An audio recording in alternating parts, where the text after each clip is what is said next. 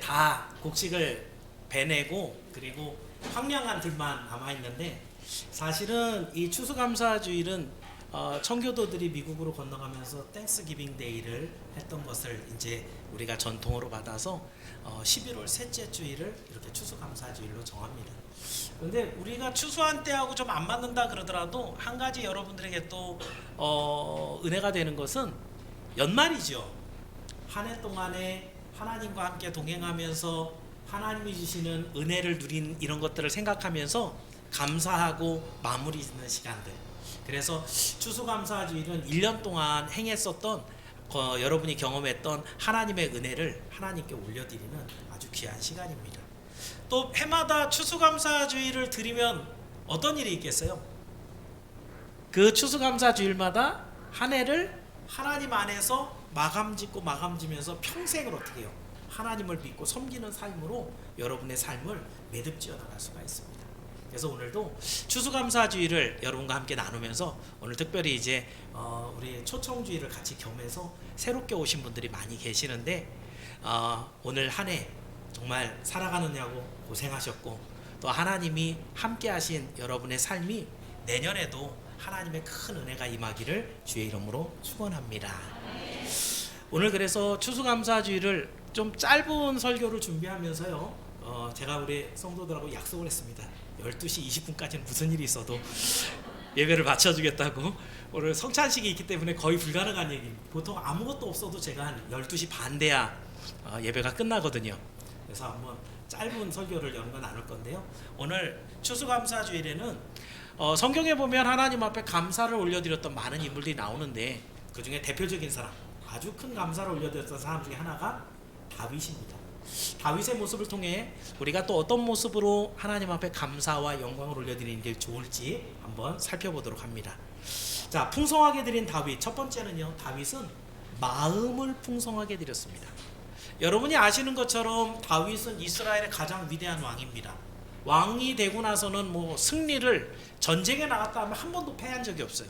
그 정도로 하나님께서 넉넉하게 복을 주셨는데, 다윗은 많이 받았기 때문에 하나님 앞에 드렸을까요?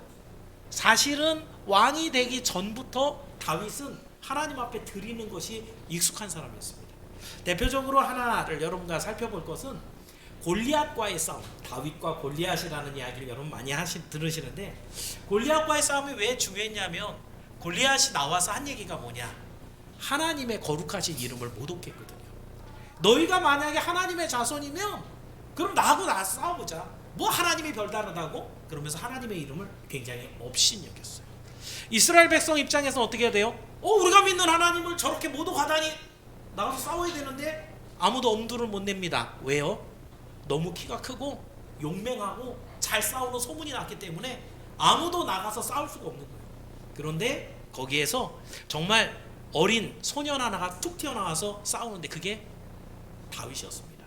다윗이 나가면서 한 얘기가 있습니다.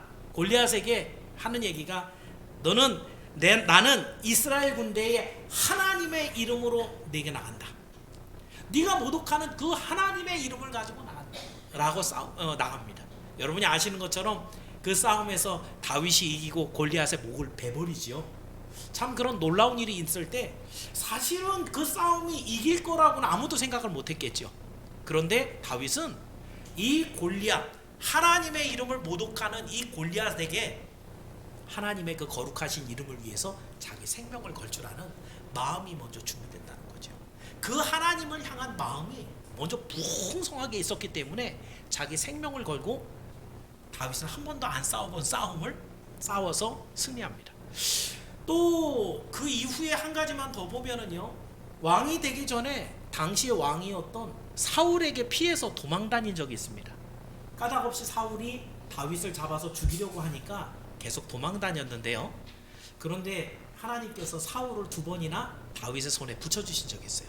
가만히 동굴에 들어갔는데, 그런데 그 안에 다윗이 숨어 있는 걸 모르고 사울 왕이 혼자 들어와서 낮잠을 잔 거죠. 어떻게 했으면 좋겠어요? 그런 경우가 2번이나 있었는데 다윗은 사울 왕을 죽이지 않습니다. 왜냐하면 하나님께서 말씀하시기를 여호와의 기름 부음 받은 자, 왕을 얘기합니다. 왕을 기름을 부어서 왕을 세우거든요. 그런데 여호와의 기름 부음을 받은 내 주를 치는 것은 여호와께서 금하신 것이다.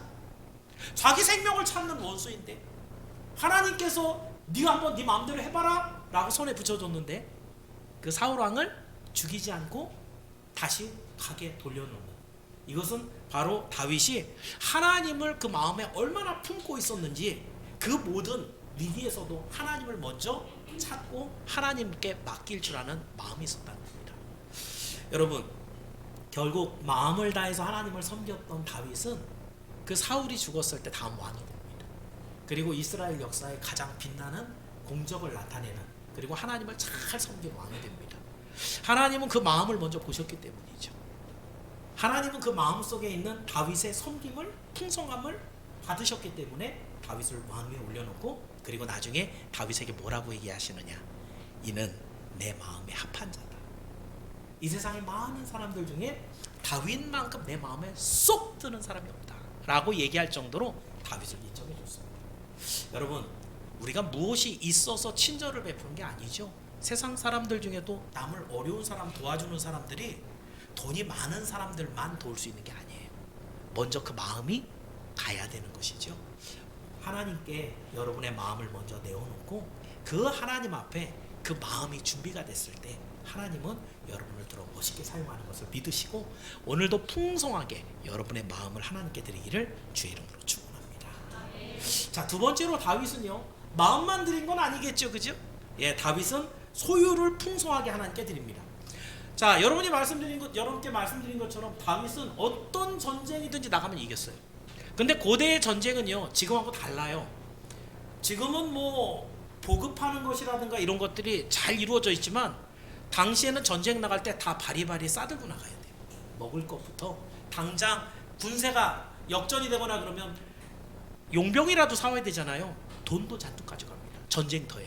그러면 전쟁에서 이기면은 적군의 뭐 목을 베는 걸로 끝나는 게 아니라, 옛날에는 땅 차지하는 거 별로 관심 없었어요. 가서 이 사람들의 말 뺏어오고 군사를 뺏어오고 그리고 갖고 있는 재물을 뺏어와서 승리를 하면, 쉽게 얘기하면 큰 부자가 돼요. 그래서 다윗이 가는 전쟁마다 이겼으니까 어떻게 되겠어요? 엄청나게 많은 것들을 뺏어오곤 했어요. 그런데 그 뺏어온 것들을 하나님께 정말 아낌없이 드리는 모습을 보여줍니다. 그것뿐만이 아니라 이제 전쟁에서 승리하면 옆 나라에서 선물이 들어와요. 여러분이 보신 오늘 본문은 두 나라가 싸우고 있었는데 한 나라와 다윗이 전쟁을 했고 이긴 거예요. 그럼 이 나라 어떻게 해요? 내가 안 싸워도 다윗이 이겨줬잖아요. 너무 고맙죠. 그래서 보니까 10절에 은그릇과 금그릇과 놋그릇을 많이 다윗에게 선물로 보냈어요. 누구 거예요? 다윗 거죠, 그죠? 그런데 이 다윗이 받은 이 그릇들도 하나님 앞에 멋지게 드립니다.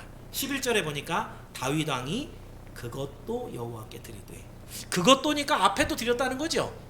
그러니까 그 받은 선물뿐만 아니라 노력해왔던 모든 것들을 하나님 앞에 풍성하게 드리니까 하나님이 받으시고는 너무 기쁘신 거죠. 여러분 생각해 보세요. 우리 하나님은 부족한 게 없는 분이에요.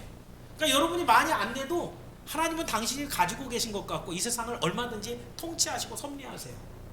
그런데 여러분에게 맡겨준 것을 다윗이 하나님 가지세요, 하나님이 주신 거예요, 하나님이 주신 승리예요, 하나님께서 저를 이기게 하셨어요 갖다 주니까 이 친구는 더 줘도 괜찮겠구나. 또 이기게 하시고 또 드리면 또 이기게 하시는, 다윗은 이것을 체험하고 맛본 사람입니다.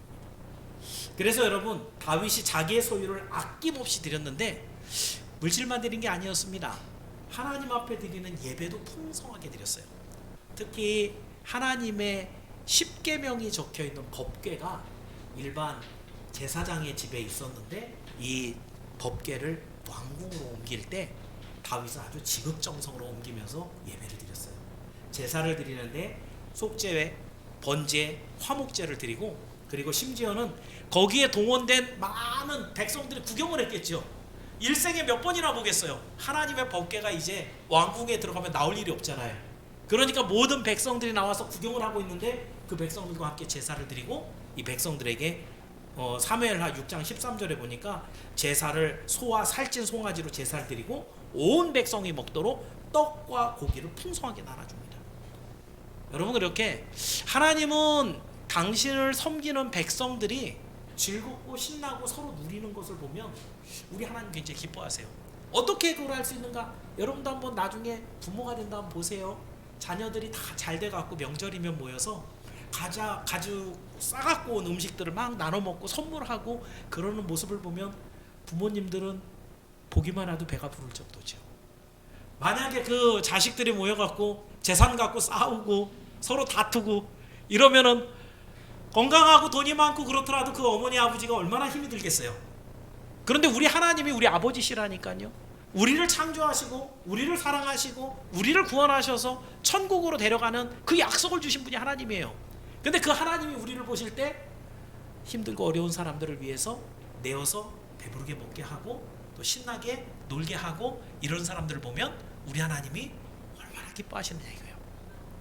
우리 선양교회 성도들이 이런 걸 참 잘합니다. 어제도 김장을 하는데 거의 전송도가 다 나왔어요. 나오라고 특별하게 제가 그 공고가 붙은 것도 아니었는데 근데 다 나와서 일하시고 또 풍족하게 먹고 또 우리 SFC 운동원들도 막 먹고 그렇게 풍성하게 먹는 것들을 보면 제가 많이 먹어서 살찐 것도 있지만요, 이런 것들을 많이 보다 보니까 배가 부른가 봐요. 아마 하나님의 마음이 제 안에도 조금 들어온 것 같아요. 여러분, 하나님은 당신을 예배하는 백성들을 그리고 다 그 백성들을 섬기는 사람들을 기뻐합니다. 다윗은 그렇게 풍성하게 섬기고 나눌 수 있었습니다. 여러분에게 물질은요 많이 가지고 있어서 부자가 아닙니다. 그 물질을 잘 사용하는 사람이 진짜 부자입니다. 그것을 기억하면서 우리 예수님께서 마태복음 6장 21절에 네 보물 있는 그곳에는 네 마음도 있느니라. 그 여러분의 보물이 하나님께 있어서 저 천국에 있어서 많이 하나님께 쏟아놓고 많이 하늘나라에 쌓아놓으셔서 하나님 앞에서 크게 칭찬을 받는 우리 모든 성도들 여러분이 되기를 주의 이름으로 축원합니다. 마지막으로 한 가지만 더 보고 마칩니다. 다윗은요 온 삶을 풍성하게 드렸습니다. 자, 근데 여러분 한번 생각해 보세요. 한두 번 하나님 앞에 충성하고 풍성하게 드리는 것은 눈 한번 딱 감고 할 수 있을 것 같은데, 평생토록 하나님 앞에 쓰임을 받고 풍성하게 드리는 것은 차원이 다른 얘기입니다. 이건 쉬운 일 아닙니다. 그런데 다윗은 평생의 이 모든 일들을 정리하는 열왕기상 15장 5절에 보면 이렇게 돼 있어요. 이는 다윗이 햇사람 우리아의 일 외에는 평생의 여호와 보시기에 정직하게 행하고 자기에게 명령하신 모든 일을 어기지 아니하였습니다. 그러니까 거의 완벽할 정도로 다윗이 하나님을 평생토록 잘 섬겼다는 것이죠. 그런데 아까 단서가 뭐가 있었냐면 햇사람 우리아의 일 외에는, 그러니까 다윗도 흠이 있는 거예요, 없는 거예요? 있는 거예요. 그 사건은 생각보다 굉장히 복잡하고 아주 정말 큰 죄였습니다. 왜냐하면 우리아라는 사람이 다윗의 신복 부하였는데 그 친구가 전쟁에 나가 있을 때 그 아내를 취해서 간음을 하고 그것을 아이를 가지니까 그것을 어떻게 덮으려고 그 남편을 전쟁터에서 일부러 죽게 만들었거든요. 다윗이라고 하는 위대한 신앙의 사람이 이런 일을 저질렀을 수 있을까? 예, 성경은요 처음부터 끝까지 잘한 것만 기록하지 않습니다. 우리가 얼마나 죄인이라는 것을 분명하게 기록하고, 아무리 마음이 하나님 앞에 내 마음에 합한 사람이야 라고 인정을 받는 다윗조차도 평생에 이렇게 아주 큰 죄를 짓고 있다라는 것을 보여주죠. 그랬을 때 다윗은 다른 사람들과 좀 달랐어요. 그래서 하나님의 마음에 합한 사람인 거예요. 다윗은요 그 이야기를 나단이라고 하는 선지자가 딱 지적해서 당신이 바로 그 죄를 지었습니다. 아무도 모르게 완전 무결하게 왕의 권위로 꾹 눌러서, 요즘같이 이게 얘기할 수 없잖아요. 기자도 없고, 그렇죠? 그럴 때에 선지자가 홀로 와서 하나님의 이름으로 당신이 죄인입니다 라고 지적했을 때 다윗은 거기서 엎드려집니다. 그리고 회개합니다. 눈물을 뿌려서 다윗이 지은 시를 보면 자기 침상이 자기 눈물에 둥둥 뜰 정도로 회개를 했다라고 기록하고 있습니다. 얼마나 많이 울었는지 알겠죠. 결국은 다윗은요 그 벌로 인해서 그때 임신했던 아이는 죽습니다. 그리고 나서 그 자녀들로 인해서 여러 가지 재앙들이 그 다윗 집안에 일어나게 됩니다. 그 모든 형벌을 다윗은 달게 받습니다. 우리가 돈이 많아지고 높은 자리에 올라가고 하나님이 복을 주실수록 우리는 하나님 앞에 더 많이 겸손해져야 됩니다. 다윗은 평생에 하나님 앞에 풍성하게 드리되 정말 흠이 될 만한 죄를 지었을 때까지도 그 죄의 순간까지도 그 죄를 하나님 앞에 영광의 재료로 바꿀 줄 아는, 하나님 앞에 감사와 풍성으로 바꿀 줄 아는 기가 막힌 믿음의 사람이었습니다. 그래서 여러분, 오늘도 여러분에게 부탁하는 것은 늘 하나님의 말씀 앞에 정결하고 순종하며 살기를 바랍니다. 사탄은 오늘 여러분을 유혹해서 넘어뜨리는 것을 가장 큰 목적으로 삼고 있습니다. 여러분이 안 싸우고 싶어도 안 싸울 수가 없어요. 사단이 안 쉬거든요. 마귀가 여러분을 계속해서 유혹해서 죄를 짓게 하거든요. 그러니까 여러분은 늘 성령으로 충만해야 됩니다. 그리고 그 하나님 앞에 혹시라도 죄를 지은 것이 있다면 회개를 해야 됩니다. 그리고 다시는 그 죄를 짓지 않도록 열심히 죄와 싸워 이겨야 됩니다. 그러한 풍성한 하나님 앞에 드려지는 이 삶 자체가 하나님이 받으시는 아름다운 제물인 것을 기억하기를 바랍니다. 말씀을 정리합니다. 오늘은 추수감사주의를 통과하면서 하나님께 풍성하게 드린 다윗의 모습을 살펴봤습니다. 우리는 아무것도 드릴 것이 없다라고 말하기 전에 사실은 우리 마음을 먼저 하나님 앞에 드려야 됩니다. 하나님을 사랑하는 마음, 하나님을 존중하고 높이고 믿는 마음, 그 마음이 먼저 있어야 무엇이라도 드릴 준비가 되기 때문입니다. 그리고 하나님께서 여러분을 당신의 소유 삼으시면 반드시 여러분에게 복을 줍니다. 다윗에게 풍성한 물질을 주셨던 것처럼 그 하나님의 손은 오늘도 짧아지지 않거든요. 다윗에게 왕권을 주고 모든 전쟁에 승리를 주신 하나님이 여러분이 바라는 모든 것을 다 주실 수 있는 그런 능력의 하나님이에요. 근데 여러분의 마음이 준비가 돼 있어야 된다 그랬죠, 그죠? 그렇게 하나님이 허락하시는 많은 복이 있을 때 자꾸 움켜쥐지 마세요. 하나님 앞에 더 많이 드리고 가난하고 어려운 사람들을 위해서 더 드리고. 지금 보통 추수감사주일이 되면 이 강단을 수확한 그 채소나 과일로 장식을 합니다. 근데 올해는 우리가 10kg짜리 쌀로 전부 다 이렇게 장식하기로 했어요. 10kg 쌀을 쌓아놓으니까 이쁘다 라는 생각은 잘 안 들죠. 제가 추수감사주일 그런 장식을 많이 해봤는데요. 사실은 한 일주일 정도는 그래도 이쁘게 해놨으니까 놔둬야 될 거 아니에요. 일주일 지나면 어떻게 될까요? 배추 시들고요, 그 배는 골고요, 하나도 맛 없어져요. 그러니까 그렇게 끝나고 나서 사람들하고 나누게 되면 비싼 돈을 들여갖고 가지고 왔는데 효용 가치가 많이 떨어지는 거예요. 지금 이 쌀들은요, 우리 성도들이 각각 하나님 앞에 기도하는 마음으로 올려놨고요. 이 쌀들은 이제 오늘 예배가 끝나고 나면 가난한 교회와 가난한 사람들을 위해서, 제가 누군지도 몰라요. 그 사람들 신청만 받았어요. 어제 제가 우리 시찰사나 교회들의 신청을 했더니 불과 1시간 반 만에 양이 다 차버렸어요. 더 이상 못 받습니다. 제가 클로징 했어요. 우리 주변엔 사실은 도와야 되는 사람이 많은데, 우리 선양교회는 그래도 그렇게 많이 어려운 분들이 많지는 않은데, 돌아보면 가난한 교회일수록 도울 사람이 더 많아요. 그래서 우리가 뭘 하나 하더라도 하나님의 영광을 드러내고 사람들에게 유익을 끼치고, 그래서 하나님께서 더 구원의 길로 인도할 수 있는 이런 일들을 찾아보면 얼마든지 있다는 거죠. 오늘 강단에 이렇게 쌀을 올려주신 우리 성도들 한 분 한 분께 제가 찾아가서 얘기를 못 드립니다만은 감사를 드리고요. 또 이렇게 풍성하게 드리는 것으로 우리 하나님께도 영광이지만 많은 사람들에게도 유익을 주고 이분들이 하나님을 만나서 구원받는 길을 여러분이 열어줬으면 참 좋겠습니다. 그래서 여러분, 2022년을 지키시고 축복하신 그 하나님께 오늘 이 시간 다시 한번 감사하면서 더 풍성한 것으로 오늘 하루를 채우시고 내년에는 올해보다 더 값진 하나님의 복과 은혜가 여러분에게 넘치기를 예수님의 이름으로 축원합니다. 기도하겠습니다. 좋으신 아버지 하나님, 감사합니다. 오늘 귀한 추수감사주일을 주셔서 하나님 앞에 풍성하게 드렸던 다윗의 이야기를 통해 우리는 과연 무엇을 하나님 앞에 드릴 수 있을까를 생각해 보게 하심을 감사합니다. 하나님, 먼저는 우리 마음을 하나님 앞에 활짝 열기를 원합니다. 우리에게 독생자도 아끼지 않고 내어주신 아버지이십니다. 우리를 위하여 십자가에 올라서 피 한 방울 물 한 방울 남기지 않고 흘리신 예수님입니다. 우리가 무엇이 아까워서 우리 마음을 닫고 하나님 앞에 드리는 것을 주저하겠습니까? 내 생명이라도 하나님이 달라시면 드릴 수 있는 큰 믿음을 우리에게 주시기를 원합니다. 아버지 하나님 또한 우리에게 살아가는 동안에 구원뿐만 아니라 각자의 삶에 풍성함으로 채워주셨음을 감사를 드립니다.